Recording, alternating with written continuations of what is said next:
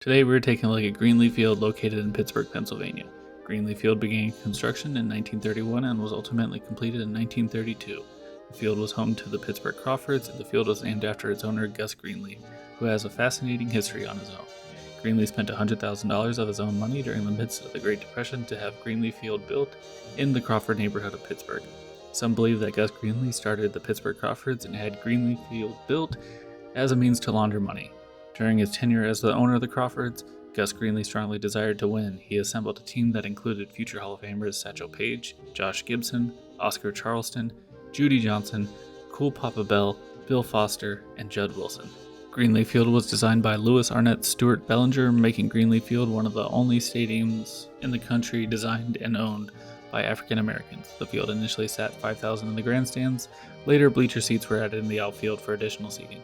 Ultimately, the stadium sat around 7,000 patrons. Additional seating could be added on the field for other events such as boxing and football. Greenlee Field officially opened on April 29, 1932, where the Pittsburgh Crawfords played the New York Black Yankees. The game was reportedly played in front of around 4,000 fans, which included many city officials. The game was close and exciting with a double shutout until the ninth inning. The Crawfords ultimately fell to the Black Yankees 1-0. In August, Greenlee Field hosted its first night game, and a month later, the lights became a permanent fixture. This was years before this would happen in any other Major League Baseball stadium. The Crawfords experienced much success in the inaugural season and the seasons that followed.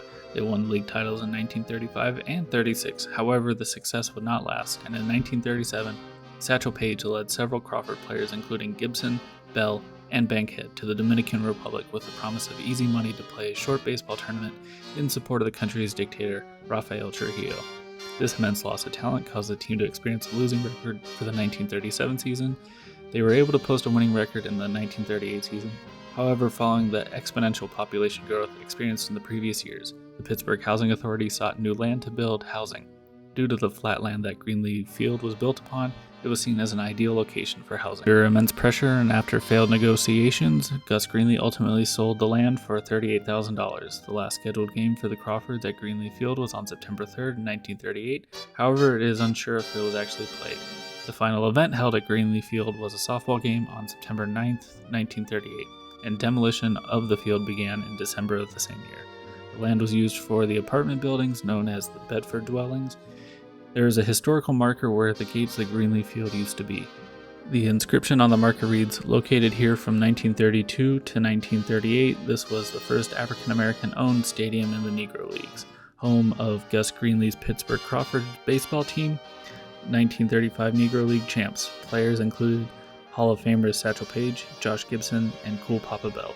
Thank you for watching. Make sure to like and comment which stadium you'd like to see next.